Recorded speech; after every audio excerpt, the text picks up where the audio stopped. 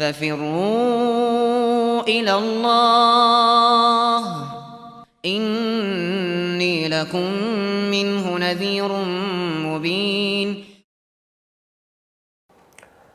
Telah kita selesaikan 62 bait syair yang berisi berbagai hikmah, berbagai wejangan dan nasihat seputar ilmu, etika, adab, keutamaan, kebalikan dari ilmu. Dan ini semuanya nasihat-nasihat yang beliau curahkan kepada sosok yang disebut Abu Bakar. Dan telah kita terangkan tentang Abu Bakar ini, pandangan-pandangan para ulama terkait dengan Abu Bakar, apakah dia adalah kawannya atau anaknya atau sosok yang mungkin menjadi pembahasan untuk syair-syair yang beliau tuliskan di dalam Ta'iyah yang indah ini. Jadi itu arah pembicaraan kepada Abu Bakar. Sekarang sebaliknya, Abu Bakar yang berbicara kepada Abu Ishaq Al-Ilbiri. Iya. Tadinya dia memberi nasihat. Sekarang dia balik dinasihati. Balik dinasihati. Dan ini berjalan di tengah para ulama as-salaf rahimahumullahu ta'ala. Kebiasaan ini. Jadi mereka itu ketika menasihati, itu tidak selalu memandang bahwa dirinya itu sempurna, tidak ada kekurangan. Bahkan mungkin yang menasihati itu, dia juga patut untuk dinasihati. Dan ini disebut oleh para ulama min bab hatmin nafs. Dari bab dia menekan jiwanya. Sebab jiwa itu kalau tidak dipatahkan, tidak selalu ditekan, dia akan sewenang-wenang dan merasa bangga, merasa dirinya sempurna. Tetapi kalau dikatakan kepadanya, kamu itu begini, banyak berbuat begini, kelakuanmu begini dan begitu, maka jiwa itu akan tersadar, terhardik dan tahu kadar dirinya. Iya. Inilah yang dilakukan oleh Abu Ishaq Al-Ilbiri rahimahullahu ta'ala di sini. Dan ini sekaligus pelajaran adab dan etika untuk kita semua. Kata beliau rahimahullah di bait syair yang ke-62, wa qul ya nasihi bal anta aula binushika law li fi'lika qad nadarta.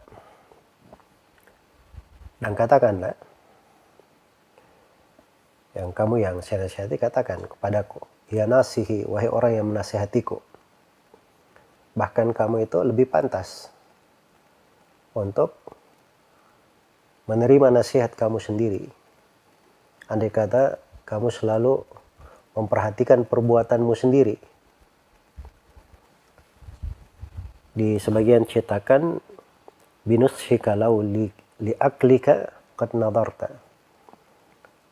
Ya, engkau itu lebih pantas menerima nasihatmu sendiri apabila engkau selalu memandang dengan akalmu, berpikir dengan cermat.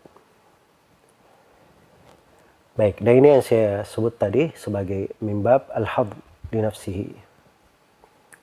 Karena itu kita lihat dari para sahabat radhiyallahu taala anhum, mereka selalu menghisap dirinya sendiri. Abu Bakar suatu hari pernah mengeluarkan lisannya. Kemudian beliau berkata, hadzal ladzi awradanil mawarid. Lisanku inilah yang membawa saya kepada hal-hal yang menyusahkanku, membahayakanku. Dan Umar bin Al-Khattab radhiyallahu taala anhu, kadang beliau hisap terhadap dirinya. Dan beliau katakan bahwa saya sangat berharap, wahai jiwaku, kamu itu keluar dalam keadaan tidak menyandang masalah apapun. Iya. Itu berjalan di tengah para ulama as-salaf rahimahumullahu ta'ala. Dari suatu hal yang menarik untuk dibahas, bahwa Abu Uthman As-Sabuni rahimahullah Ismail bin Abdurrahman. Beliau ini penulis kitab Akidah I'tiqad Ashabil Hadith. Dan beliau juga punya wasiat. Wasiatnya disebutkan oleh As-Subki dalam Tabaqat Asy-Syafi'i Al-Kubra. Jadi disebutkan di situ wasiatnya yang ditemukan di Dimashq. Tertulis hadza ma awsa bihi Ismail bin Abdurrahman bin Ismail Abu Uthman As-Sabuni. Kata beliau, ini adalah wasiat yang diwasiatkan oleh Ismail bin Abdurrahman bin Ismail Abu Uthman As-Sabuni. Al-wa'idhu ghairul mutta'id. Seorang penasihat yang dia sendiri kurang mengambil manfaat dari nasihatnya. Al-muqidhu ghairul mutayakkid. Orang yang selalu mengingatkan tapi dia sendiri tidak mengingat. Al-amiru ghairul mu'tamir. Orang yang memerintah tetapi dia sendiri tidak menjalankan perintah. Az-zajiru ghairul munzajir. Selalu melarang tapi dia sendiri tidak berhenti dari larangan. Iya. Ini bahasa-bahasa mendalam ya dari para ulama. Ketika saya bacakan risalah ini kepada guru saya, Syekh Ahmad bin Yahya An-Najmi rahimahullah, maka beliau katakan bahwa ini mimbabi habwin nafs, dari bab seorang itu menekan jiwanya, yang kita sangka bahwa beliau ini tidak seperti itu. Tapi itu kadang jiwa perlu diperlakukan seperti itu. Jangan dia memandang pada dirinya kesempurnaan. Karena itu kata sebagian sahabat, andai kata engkau tahu dari perbuatanku, andai kata dosa itu dia punya bau, kamu tidak akan dekat-dekat dari saya. Tidak akan dekat-dekat dari saya. Iya. Nah ini subhanallah berjalan di tengah para ulama. Berjalan di tengah para ulama. Baik.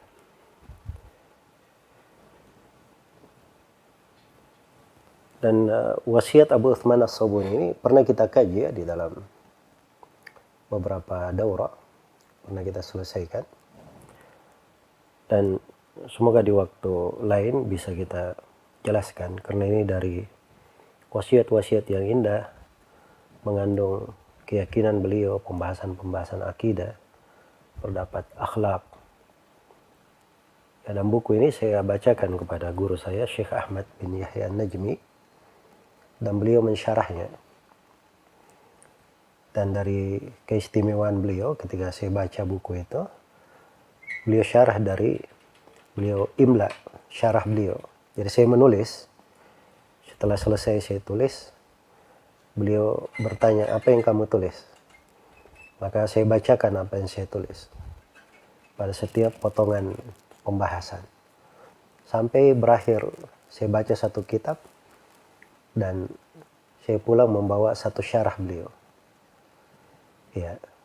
Kemudian syarahnya saya simpan, saya sudah ajarkan. Saya tersibukkan tidak mengeluarkannya, harusnya dicetak. Tapi subhanallah, kawan-kawan di sekitar beliau yang mengurus dari buku-bukunya, itu akhirnya mengeluarkan. Dan itulah yang dicetak dengan judul Ibrazul Ma'ani, Syarah Wasiat Abu Uthman As-Sabuni. Iya. Dan ini salah satu taufik dari Allah Subhanahu wa Ta'ala. Dan kadang suatu hal yang menggembirakan di dalam kehidupan, kalau kita itu menjadi sebab terlahirnya karya-karya ilmiah, dan karya ilmiah tersebut dibaca dan diambil manfaat di tengah manusia. Iya. Karena itu saya melihat dari kebiasaan ahli hadits itu penuh dengan keberkahan. Kita ketemu di mana saja, kadang kita tidak berpisah kecuali membawa sebuah faedah, sebuah manfaat dari ilmu. Apakah sebuah ayat Al-Quran, pemahaman fikih, atau sebuah hadits yang kita hafal, atau sebuah bait syair, atau yang semisal dengan itu. Dan ini saya sebutkan sebagai suatu hal agar supaya kita membentuk kebiasaan-kebiasaan yang baik di dalam bermuamalah, bermuasyarah. Iya. Di dalam bergaul. Bahwasanya kadang satu faedah yang kita saling ingat mengingatkan itu bisa membawa manfaat kepada orang lain. Suatu hari saya pernah mengunjungi rumah seorang syekh, dan syekh ini menulis beberapa buku tentang fikih doa dan zikir. Dan waktu itu saya tanyakan kepada beliau, bentuknya saya bertanya, wahai syekh, apakah engkau pernah melihat 3 bait syair, karya 3 bait syair yang diucapkan oleh Ibnu Jama'ah, di mana Ibnu Jama'ah mengumpulkan di dalam 3 bait syair itu syarat-syarat atau 10 syarat doa mustajabah. Awalnya qalu syurutud du'a il mustajabilana asyrun biha basyirid da'i bi iflahi. 3 bait syair. Maka waktu itu syekhnya berkata, kayaknya pernah lewat terhadap saya, tapi saya lupa di mana. Tapi tidak ada masalah, kamu coba tuliskan untuk saya. Maka saya tuliskan 3 bait syair itu untuk beliau di belakang halaman buku beliau terhadap Syarah Al-Adhkar karya Nawawi yang ditulis oleh Ibnu Ajlan. Ya. Selang berapa lama begitu, saya mendengar syekh itu di dalam sebuah program radio. Beliau ditanya tentang syarat doa mustajabah. Maka beliau membaca 3 bait syair yang saya tulis kemarin. Ya, dan itu subhanallah, waktu itu saya bergembira. Ya, karena dari bab mudzakarah, kita bertanya kadang saling mengingatkan pada sebagian faedah ilmu. Akhirnya berjalan di lisan orang yang mungkin lebih bertakwa, orang yang lebih banyak didengar oleh orang. Manusia mengambil manfaat lebih banyak lagi. Dan kita berharap mendapat pahala di belakang hal tersebut. Itulah kehidupan sebenarnya di tengah para penuntut ilmu. Ya seperti itu kondisi dan keadaannya. Jangan selalu menyangka bahwa dirinya itu serba lengkap, serba cukup. Ya kadang sebagian ilmu yang dia pelajari itu perlu dia tanyakan kepada orang yang lebih berilmu darinya, supaya dia dapat wejangan, dia dapat nasihat, atau yang semisal dengan itu. Baik, dan sini kadar dari penulis rahimahullah itu terlihat ya. Tatkala beliau setelah menasihati, beliau bentuk syair-syair yang sifatnya balik menasihati beliau. Seakan-akan sosok Abu Bakar ini itu balik menasihati beliau. Waqul, dan kamu katakanlah, ya nasihi, wahai orang yang menasihatiku. Ya, penasihat dari kata nusuh. An-nusuh itu artinya dia mentuluskan sesuatu. Ya, kalau orang Arab berkata nasahtu al-asal, saya nasihati madu, itu artinya madunya itu diberikan dalam keadaan paling murninya. Tidak ada lagi bekas-bekas sarang di situ. Ya, madu murni diberikan.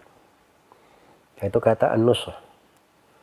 Kalau dia dalam bahasa Indonesia itu cocoknya diartikan ketulusan. Penuh dengan kesungguhan. Ya. Walaupun kata menasihati masuk di dalam ketulusan. Sebab kalau saudara kita salah, kita nasihati, kita tegur, ya itu nasihat ya dalam bahasa Indonesia. Tapi dalam bahasa Arab, kata nasihat itu lebih luas. Lebih luas. Sebab ketulusan itu cakupannya ke dalam banyak hal. Karena itu agama ini semuanya disebut sebagai nasihat. Dalam hadits Tamim bin Aus Ad-Dari radhiyallahu anhu, Rasulullah sallallahu alaihi wasallam bersabda ad-dinun nasiha. Ad-dinun nasiha, ad-dinun nasiha. Agama itu adalah nasihat. Agama itu adalah nasihat, agama itu adalah nasihat. Iya. Ad-din an-nasiha. An-nasiha di situ pakai alif lam ya. Mubtada khabar, khabarnya pakai alif lam. Dan itu kalau pakai alif lam, kata ahli bahasa itu menunjukkan makna al-hasr, pembatasan.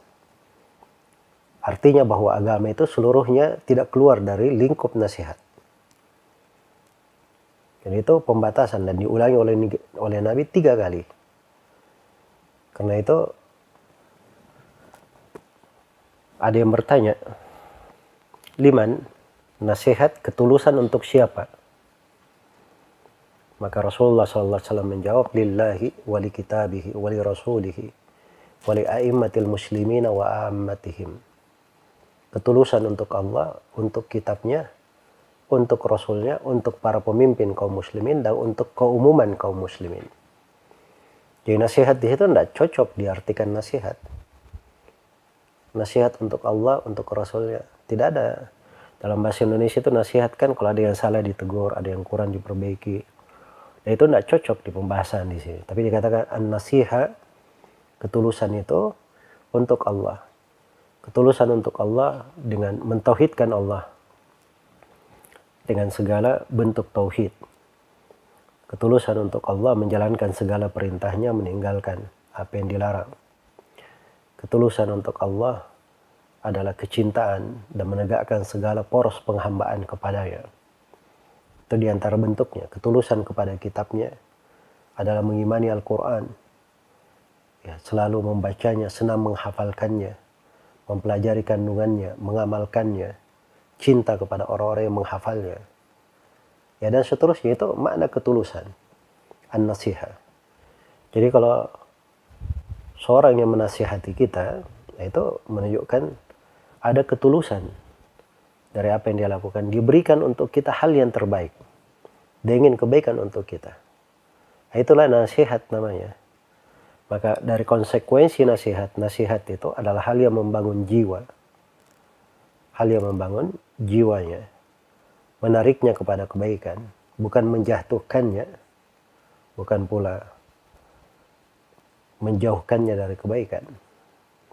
Iya, menjauhkannya dari kebaikan.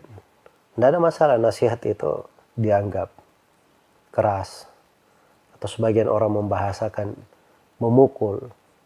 Ya, kadang nasihat seperti itu, namanya obat, kadang dia pahit. Kadang dia pahit. Tapi itu untuk kesembuhan kita sendiri. Untuk keselamatan kita sendiri. Bahkan pada sebagian penyakit kronis, itu kadang diselesaikan dengan cara diamputasi pada organ tubuhnya. Untuk menyelamatkan organ tubuh yang lain. Itu dokternya bukan dikatakan benci kepada seorang, tapi itu untuk kesembuhan dia. Itu nasihat namanya. Jadi nasihat itu juga dari konsekuensinya adalah seorang menasihati secara pribadi. Sebab kalau dia nasihati depan umum, ya, maka biasanya orang itu tidak terima dinasihati depan umum. Tapi kalau nasihati secara pribadi, apalagi dia seorang pemerintah, maka itu yang paling cocoknya. Hanya saja ada perbedaan memang antara orang biasa dengan pemerintah. Kalau pemerintah itu tidak boleh dinasihati terang-terangan. Dan itu tegas dari Nabi Shallallahu Alaihi Wasallam. Kata beliau Shallallahu Alaihi Wasallam, "Man kana indahu nasihatul lidhi sultan, fala yubdiha alaniya, wal ya'khud biyadihi wal yansakhu sirran, fa in qubila minhu fadak, wa illa faqad adda ma alaihi." Barang siapa yang punya nasihat untuk pemerintah, hendaknya dia jangan menyampaikannya terang-terangan. Tapi dia pegang tangan pemerintah itu. Dia nasihati secara rahasia. Iya. Tapi beda dengan orang biasa yang melakukan kesalahan. Kalau kesalahan itu tersembunyi, pribadi tidak ada yang tahu, ya maka dinasihati secara pribadi, secara rahasia. Tidak boleh dibeberkan. Tapi kalau kesalahan tersebut dilakukan di depan umum, membahayakan banyak orang, maka tidak ada masalah menasihatinya di depan umum juga. Ya, dan itu berjalan di tengah para ulama dan diberi contoh oleh Nabi Shallallahu Alaihi Wasallam pada sebagian sahabat yang jatuh di dalam kesalahan yang semisal dengan itu. Baik, jadi pada nasihat itu ada etika-etika. Ya, dan seorang apabila dia menasihati, jangan selalu dia pandang nasihat yang dia berikan itu untuk orang lain. Pertama, dia mulai dulu dari dirinya. Karena itu di sini kata penulis, bal anta aula binushik, bahkan kamu itu yang lebih layak menerima nasihat tersebut. Andai kata kamu selalu lihat dari perbuatanmu. Iya, dan ini semakna dengan ucapan seorang penyair. Dan bait-bait syair ini terkenal di kalangan para salaf, di kalangan tabi'in rahimahumullahu ta'ala. Iya. yang dia katakan la tanha an khuluqin wa ta'ti mislahu arun alaika idza fa'alta azimu, atau awalnya ayyuhar rajulul muallimu ghairahu hal ayyuhar rajulul muallimu ghairahu hal kana dhat ta'limu. Baik, saya lupa bait syair berikut, potongan akhirnya. Kemudian di potongan setelahnya, ibda binafsika fanhaha an ghayyiha fa idzan tahat fa anta hakimu la tanha an khuluqin wa ta'ti mislahu arun alaika idza fa'alta azimu. Baik, ayyuhar rajulu al muallimu ghayrahu ayyuhar rajulul muallimu ghayrahu hal li nafsika kana dhat ta'limu ibda binafsika fanhaha an ghayyiha fa idzan tahat fa anta hakimu la tanha an khuluqin wa ta'ti mislahu arun alaika idza fa'alta azimu. Wahai orang yang mengajari orang lain, tidakkah pengajaran itu kamu muliai untuk dirimu sendiri? Kamu mulai dulu menasihati dirimu, kamu ajari dirimu. Kalau dirimu berhenti dari kesewenang-wenangnya, ya, barulah kamu bisa menasihati orang lain. Jangan kamu melarang dari sebuah akhlak yang jelek, sedangkan kamu sendiri melakukannya, maka itu adalah sebuah aib yang sangat besar terhadap dirimu. Maka kadang seorang itu perlu memeriksa pada dirinya sendiri ketika dia memberi nasihat. Mungkin kalimat-kalimat nasihat itu dia lebih layak untuk mendapatkannya. Lebih layak untuk mendapatkannya. Dan memang orang-orang yang berilmu itu ketika memberi nasihat itu mereka tidak pernah berpikir bahwa mereka itu sempurna nasihat yang dia sampaikan untuk orang lain. Tapi dia berpikir kalimat-kalimat ilmu yang dia baca itu diarahkan kepada dirinya sendiri yang paling utama. Sebab kalau dituntut seorang yang menasihati dia harus sempurna dahulu, tidak ada kekurangannya, maka seperti yang dikatakan oleh Ibnu Rajab, tidak akan ada yang bisa memberi nasihat. Sebab setiap orang ada kesalahannya. Iya. Dan tidak ada orang itu yang punya kebaikan saja, tidak ada kejelekannya. Man dalladhi ma sa'aqat wa man dalladhi lahul husna faqat. Siapakah orang yang tidak pernah melakukan kesalahan? Dan siapa orang yang punya kebaikan saja? Nah, itu tidak ada. Ya. Karena itu bukan artinya orang yang menasihati itu dia selalu sempurna di dalam hal tersebut. Mungkin apa yang dia nasihatkan itu, kalau dia bercermin, dirinya yang paling berhak untuk menerima nasihat tersebut. Paling berhak untuk menerima nasihat tersebut. Baik, karena itu kalau dilihat dari para ulama yang menyampaikan nasihat, begitu cara berpikir mereka dan cara mereka memahaminya. Kemudian kata beliau, rahimahullahu ta'ala, dalam kelanjutan kritikan, membahasakan kritikan balik terhadap diri beliau. Tuqatti'uni ala tafriti lauman wa bitafriti dahraka qad qata'ata. Kami ini selalu sangat detail sekali mencela saya. Sangat detail di dalam menjelaskan kekeliruanku, apa yang saya alfakan. Tapi kamu sendiri sepanjang masamu mungkin banyak menempuh dari kekurangan-kekurangan itu, apa-apa yang kamu telantarkan. Iya. Wa fi sigari tukhawwifinil manaya wa ma tadri bihalika haitsu syikhta. Di usia mudaku, engkau terus membuat saya takut akan kematian. Ya, dan kamu sendiri tidak tahu bagaimana keadaanmu. Padahal kamu sudah menjadi seorang syekh, sudah tua. Ya, kamu sendiri sudah menjadi orang yang tua. Jadi di sini beliau bahasakan ya dengan bahasa diri beliau sendiri. Ya. Nah, akan datang nanti bahwa beliau memang membahasakannya di sini ini sebagai tegurannya. Mungkin saja orang yang menasihati seperti itu keadaannya. Dan beliau sendiri nanti akan datang dari ucapan beliau. Mungkin kalau kamu hitung kesalahan saya yang lain, kamu akan lebih banyak daripada itu. Bahkan kesalahan-kesalahan yang kamu sebutkan sekarang terhadap saya, mungkin itu kamu memuji saya dengan bentuk lain. Sebab kesalahan saya lebih banyak kamu tidak sebutkan. Kamu tidak sebutkan. Dan ini sekali lagi dari para as-salaf rahimahumullahu ta'ala. Itu kita anggap dari bab mereka menekan jiwanya, mendidik dari jiwanya. Ya, dan sekali lagi jiwa itu perlu diperlakukan seperti itu. Perlu dididik dengan pendidikan-pendidikan seperti para sahabat mendidik jiwa-jiwa dan diri-diri mereka. Ya. Suatu hari Sufyan Ats-Tsauri rahimahullahu taala beliau makan agak banyak. Ya, di malam hari. Maka beliau berkata kepada dirinya, keledai itu, kalau dia banyak makan, maka dia harus banyak kerja. Maka dia harus banyak kerja. Jadi dia bicara kepada dirinya, kamu keledai, kalau terlalu banyak makan, harus banyak kerja. Maka pada malam itu beliau tidak tidur.